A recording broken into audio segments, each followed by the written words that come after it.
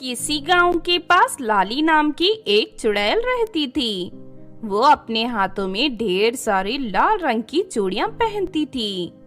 लेकिन अगर उसे कोई लड़की लाल चूड़ी पहने हुए दिखाई देती तो चुड़ैल उसे पकड़कर अपने साथ ले जाती। फिर एक दिन कंचन नाम की लड़की ढेर सारी लाल चूड़ियां पहनकर किसी प्रोग्राम में जा रही होती है कि तभी अचानक रास्ते में उसका स्कूटर खराब हो जाता है। अरे सत्यानाश हो, स्कूटर को इसी वक्त खराब होना था क्या? ये इलाका तो लाली चुड़ैल का है। कहीं उसने मेरे हाथों में ये लाल चूड़ियां देख ली तो फिर मैं जिंदा नहीं बच पाऊंगी। मुझे यहाँ से भागना चाहिए। लेकिन तभी लाली चुड़ैल उसका रास्ता रोक के उसके सामने आ जाती है। क्यों रे लड़की, तेरी हिम्मत कैसे हुई लाल चूड़ियां पहनने की? अब मैं तुझे इसकी सजा दूंगी। इतना कहकर लाली चुड़ैल कंचन को उठाकर जंगल में चली जाती है।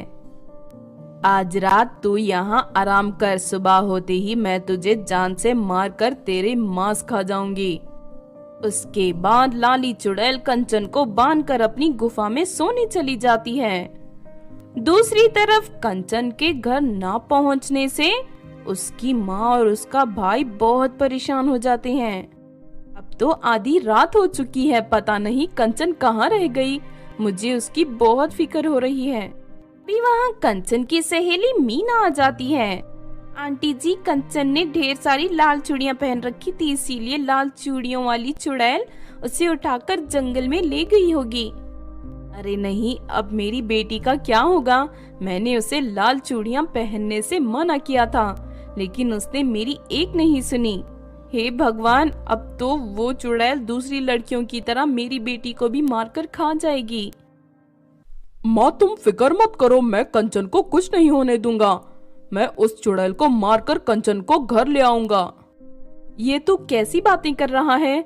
वो लाली चुड़ैल बहुत ही खतरनाक है, वो तुझे जान से मार देगी। उसके बाद कंचन का भाई कंचन के कपड़े पहनकर अपने आप को एक लड़की की तरह तैयार कर लेता है। फिर वो ढेर सारी लाल चूड़ियां पहनकर चुड़ैल की तलाश में जंगल की ओर निकल पड़ता है।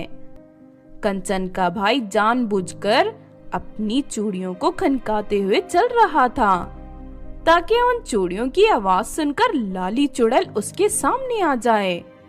फिर जंगल में थोड़ी दूर चलने के बाद अचानक कंचन के भाई के सामने लाली चुड़ैल आ जाती है। अरे वाह, आज तो कमाल हो गया। एक ही रात में मुझे 2 लड़कियां का शिकार करने का मौका मिल गया। इतना कहकर चुड़ैल कंचन के भाई को उठाकर कंचन के पास ले जाती है। चल अब तू भी इस लड़की के साथ बैठकर आराम कर ले, फिर सुबह होते ही मैं तुम दोनों लड़कियों को मारकर खा जाऊंगी। लाली चुड़ैल कंचन के भाई को कंचन के साथ बांधकर अपनी गुफा में सोने चली जाती है। कंचन अपने भाई को देखकर पहचान लेती है। भैया, मुझे बचाने के लिए तुमने अपनी जान दांव पर लगा ली। ये चुड़ैल मेरे साथ साथ तुम्हें भी मार डालेगी। तू कैसी बातें कर रही है? तू मेरी बहन है, हर मुसीबत में तेरा साथ देना मेरा फर्ज है। तू चिंता मत कर, वो चुड़ैल हमारा कुछ नहीं बिगाड़ पाएगी। मैं अभी उसका खेल खत्म कर दूंगा। ना कहकर कंचन का भाई अपनी जेब से चाकू निकालकर रस्सियों को काट देता है और दोनों भाई बहन आजाद हो जाते हैं। उसके बाद कंचन का भाई गुफा के अंदर पहुंच जाता है। लाली चुड़ैल कर्राटे लेकर सो रही थी, तभी कंचन का भाई तुरंत उसके हाथों से सारी लाल चूड़ियां उतार लेता है।